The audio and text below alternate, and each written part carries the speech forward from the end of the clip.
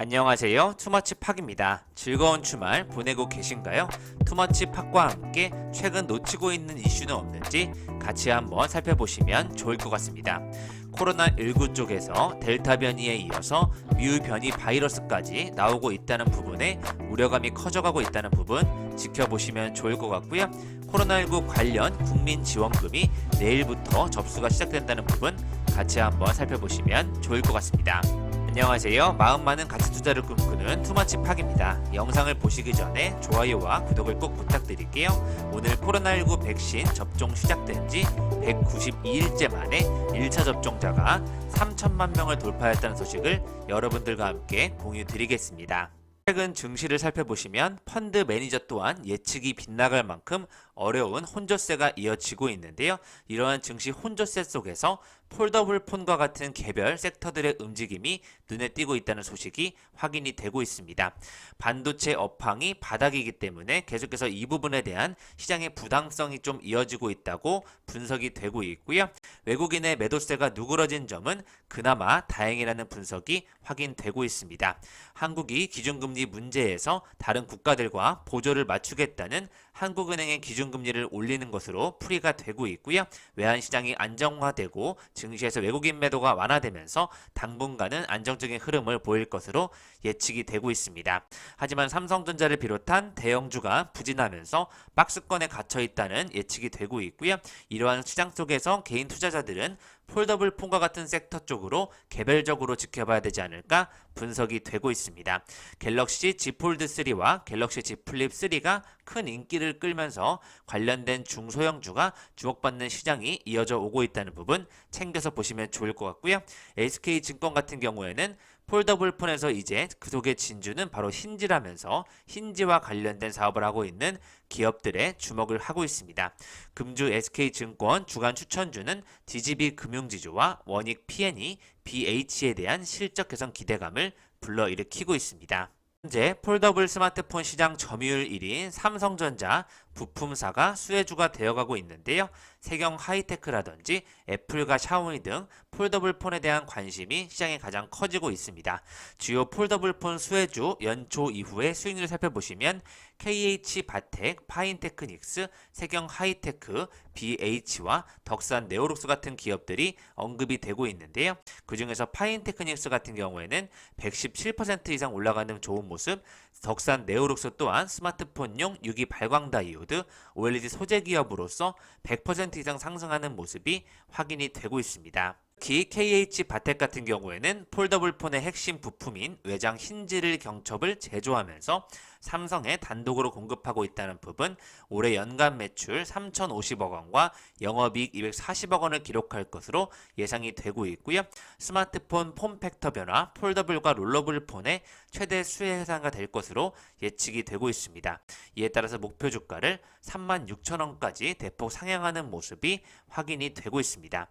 또 KH바텍이 삼성 폴더블 폰의 외장 힌지를 공급한다면 내장 힌지인 메탈 플레이트를 공급하는 건 바로 파인테크닉스인데요.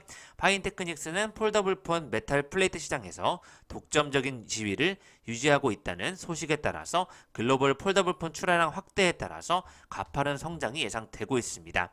올해 매출액은 전년 대비 74% 증가한 2,952억 원, 영업이익은 160% 증가한 271억 원을 제시하고 있습니다. 네, 계속해서 코로나19 쪽에서 뮤 변이 바이러스의 국내 확인이 되면서 전파력과 치명률에 대한 연구가 필요하다는 다양한 의견들이 나오고 있는데요.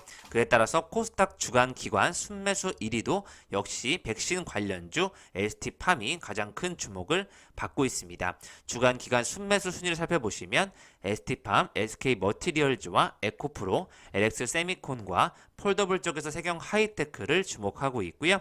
네페스 아크, 대주전자재료, 알테오젠, 레고캠 바이오와 프레스티지 바이오로직스, 앞타바이오, 에이스테크, 녹십자 랩셀과 이오테크닉스, 원티드랩과 카카오게임즈, 덕산 네오룩스, BH와 파라다이스, 인터파크까지 기관들이 관심을 보이고 있습니다. ST팜이 델타 변이 표적이 되고 있는 mRNA 백신을 발굴하고 있다는 소식, 내년도 3월에 임상 1상을 신청한다는 소식이 계속해서 나오고 있는데요.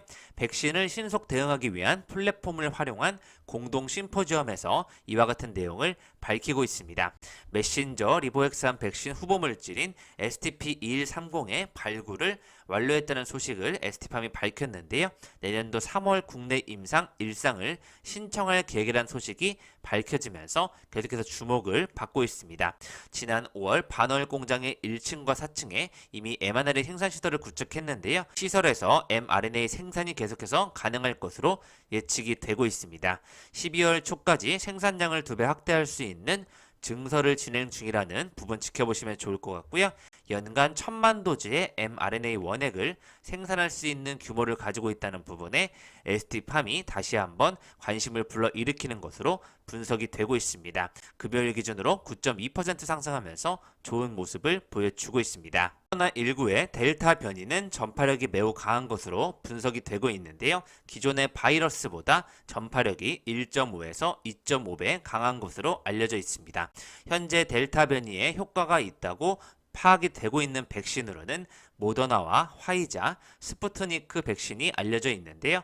캐나다와 영국 보건연구 당국에 따르면 델타 변이에 대한 효과는 1회 접종 시 모더나가 72%, 화이자가 36%인데요. 화이자가 2회 접종을 완료하면 델타 변이 방어 효과가 88%까지 올라가고 있습니다.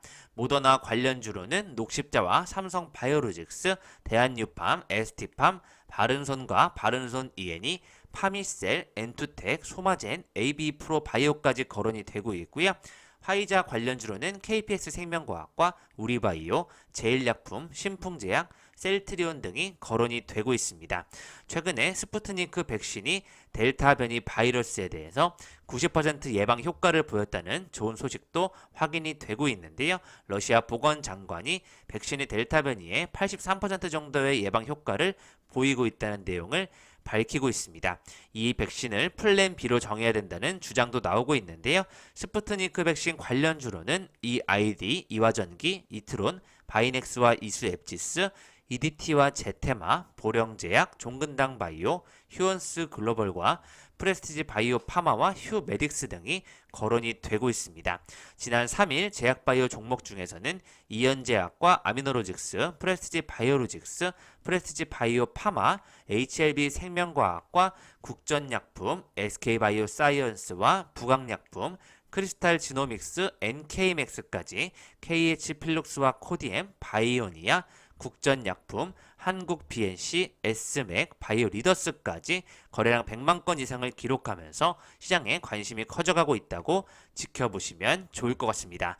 이외에도 삼성제약이라든지 생명과학, 시젠과 휴마시스, 캐몬과 휴메딕스, 조화제약, 랩지노믹스, NK맥스까지 거래량 상위 종목에 지속해서 이름을 올려주고 있습니다. 증시 이슈를 살펴보시면 프레스티지 바이오 파마와 관계사인 프레스티지 바이오로직스가 러시아 코로나19 백신 생산 기대감에 상승세를 보여주고 있는데요. 스푸트니크의 생산 기대감으로 풀이가 되고 있습니다.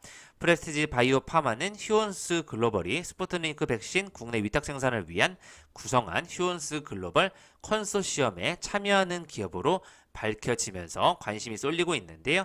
특허 기술인 알리타 스마트 바이오 팩토리와 회사만의 시설 엔지니어링 기술을 활용해서 대규모 백신 생산을 짓는다는 프레스티지 바이오 파마가 관심을 쏠리고 있습니다. 계속해서 성장할 수 있을지 지켜보시면 좋을 것 같습니다. 코로나19 뮤 변이 바이러스가 확인되면서 방역 당국에 비상이 걸렸다는 소식이 확인되고 있는데요. 아직 정확히 전파력과 치명률이 알려져 있지 않기 때문에 백신 회피할 가능성이 있다는 부분 예의주시를 하고 있습니다. 현재까지 국내에서 해외 유입 사례는 3건이 발견이 되었는데요. 멕시코에서 입국한 1명과 6월 미국에서 입국한 1명, 7월 콜롬비아에서 입국한 1명이 각각 뮤 변이 확진자로 발견이 되고 있습니다. 최근에 인접국인 일본에서 뮤 변이 확진자가 나오면서 국내에서도 관심을 가지게 되었는데요. 뮤라는 이름은 12번째 그리스 문자에서 가져왔고 WHO는 변이 바이러스의 출현 지역에 이름을 붙이는 것을 차별어로 볼 수 있기 때문에 그리스 문자로 대체해서 명명을 이어가고 있습니다. 뮤 변이 바이러스는 지난 1월 콜롬비아에서 처음 확인된 뒤에 남미와 유럽 쪽에서 약 40개국에서 확인이 되고 있는데요. 세계 발생률은 0.1% 미만이지만 콜롬비아 확진자의 39%, 에콰도르 확진자의 13%가 뮤 변이에 해당하는 확진자 발생 현황을 보여주고 있습니다. 델타형을 비롯해 알파형, 베타형, 감마형 변이가 주요 변이 바이러스로 분류되고 있는데요. 뮤 변이를 비롯한 에타, 요파, 카파, 람다 등 5종이 또 관심 변이로 중점을 두고 지켜봐야 될 것으로 분석이 되고 있습니다. 뮤 변이에 대한 전 세계의 관심이 높아지는 이유는 면역 회피 가능성이 언급이 되고 있는데요. 지난달 벨기에에서 한 요양원에서는 7명이 뮤 변이로 사망하면서 모두 2차 접종까지 백신 접종을 마친 상태였기 때문에 사망자 가운데는 일부 지병이 있었지만 모두 건강한 상태인 사람들이 사망했다는 부분에서 우려감을 더해 가고 있습니다.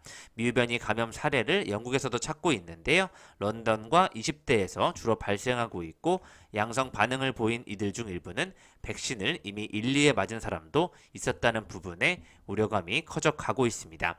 파우치 소장은 우리는 모두 주목하고 있고 심각하게 받아들이고 있지만 당장 즉각적으로 위협적인 상황은 아닌 것으로 파악이 되고 있다는 소식 확인이 되고 있습니다. 저도 역학조사팀장은 계속해서 모니터링을 해볼 필요가 있다는 의견이 나오고 있고요. 전 세계가 그래도 백신을 맞는 것이 아직은 더 안전하다는 의견들이 많이 나오고 있습니다. 뮤 변이가 백신을 2차 접종 맞춰도 사망할 수 있다는 소식에 계속해서 뉴스가 나오고 있습니다. 이제 정부는 백신 접종 완료자에 한해서 입국 시 2주간 격리를 면제하는 인센티브를 제공하고 있는데요. 국내에서 백신 종류에 따라서 정해진 권고 횟수를 모두 접종하고 2주가 지난 접종 완료자는 해외 국가를 방문한 뒤 국내로 들어올 때 격리 의무를 면제받는다는 소식이 확인이 되고 있습니다. 다만 변이 바이러스가 유행하는 국가에서 들어온 입국자는 격리 면제 대상이 되고 있는데요. 9월부터는 변이 유행 국가를 26개국에서 36개국으로 늘렸지만 현재 뮤 변이 바이러스가 발생한 콜롬비아랑 에콰도르가 빠졌다는 부분에 우려감이 커지고 있습니다. 금일은 주말이기 때문에 확진자가 1,400명대, 1,500명대를 기록하고 있지만 여전히 수도권을 비롯한 전국에서 확진자가 계속 추가되고 있기 때문에 코로나19로부터 안전을 꼭 지키셨으면 좋을 것 같습니다. 내일부터 드디어 코로나19 국민지원금이 접수가 시작된다고 하는데요. 각 카드사와 홈페이지에서 신청이 가능하다는 부분 확인해 보시면 좋을 것 같습니다. 특히 온라인 이외에도 오프라인 쪽으로도 신청할 수 있는 방법이 있으니까요. 같이 한번 챙겨보시면 좋을 것 같습니다. 국민지원금 지급 대상 여부는 내일부터 카드사 홈페이지와 앱 콜센터 ARS 건강보험공단 홈페이지 앱에서 확인하실 수 있습니다. 지원금은 소득 하위 88% 국민에게 1인당 25만원씩 제공될 예정인데요. 지급 수단은 신용카드나 체크카드 충전, 선불카드, 지역사랑 상품권 중 신청인이 고를 수 있다는 부분 확인해 보시면 좋을 것 같습니다. 13일부터는 카드와 연계된 은행에서 오프라인 신청도 가능하고요. 2002년 12월 31일 이전에 출생한 성인은 개인별로 신청해서 지급받고 미성년자는 세대주가 신청해서 대신 받으면 된다는 부분 확인해 보시면 좋을 것 같습니다. 홈페이지 접속장애 방지를 위해서 온오프라인 신청 모두 시행 첫 주에는 출생 연도 끝자리에 따라서 요일제를 적용하는데요. 끝자리가 1일과 6일인 경우에는 월요일, 2일, 7일인 경우는 화요일, 3일, 8일인 경우는 수요일과 같은 이런 순서대로 움직인다고 보시면 좋을 것 같고요. 1971년도와 1976년도 출생자는 월요일, 72년도와 77년도 출생자는 화요일에 신청하면 되는 것으로 확인해 보시면 좋을 것 같습니다. 신용 체크카드의 경우에는 다음날 충전이 이루어진다고 하고요. 충전된 지원금은 기존의 카드사와 포인트와는 구별돼서 사용되고 사용한 금액은 카드 청구액에서 자동 차감된다는 부분 확인해 보시면 좋을 것 같습니다. 국민지원금은 주소지 내에 있는 지역사랑 상품권 가맹 점포에서는 쓸 수 있다는 내용 같이 확인해 보시면 좋을 것 같고요. 대상 선정 기준일 기준으로 혼인이나 출산 등으로 가족관계가 변동되신 있으신 분들은 건강보험료 조정이 필요하다고 생각했을 때는 이의 신청까지 할 수 있다는 부분 계속해서 주민센터를 통해서 확인해 보시면 좋을 것 같습니다. 네, 소개해드렸던 심텍과 대덕전자도 계속해서 좋은 흐름 보여주고 있는데요. 연성 회로기판 업종에서 소수 업체만 살아남는 산업 재편이 가속화되고 있다는 뉴스가 나오고 있고요. 이러한 구조조정 속에서 BH와 인터플렉스 같은 기업들이 좋은 모습을 보일 것으로 예측이 되고 있습니다. 국내 FPCB 산업은 스마트폰 수요 둔화와 업체 간 경쟁 심화로 인해서 다른 부품에 비해서 부진한 업황이 지속되고 있다는 부분에서 소수의 살아남는 업체만 규모의 경제 효과로 큰 혜택을 누릴 것이라는 예측이 되고 있습니다. 디스플레이용 FPCB의 경우는 BH, 인터플렉스, 영풍, 전자 외에 삼성전기와 LG이노텍이 진출했었는데요. LG이노텍은 관련 사업을 중단했고 삼성전기도 하반기까지만 사업을 할 것으로 예상이 되고 있습니다. 지금까지 투머치 팟과 함께 코로나19 뮤변이 바이러스 확대에 대한 소식을 점검해 보셨고요. 국민지원금을 9월 6일부터 신청하셔서 모두 편안하신 방법으로 수령하셨으면 좋겠습니다. 코로나19가 확산되는 이런 모습이 지속되고 있기 때문에 다시 한번 구독자 여러분들도 건강에 유의하셨으면 좋겠습니다. 다음엔 또 좋은 뉴스로 찾아뵙겠습니다. 감사합니다. 이상 지금까지 마음 많은 가치 투자를 꿈꾸는 투머치 팟이었고요. 영상이 마음에 드셨으면 좋아요, 구독을 부탁드리겠습니다. 감사합니다.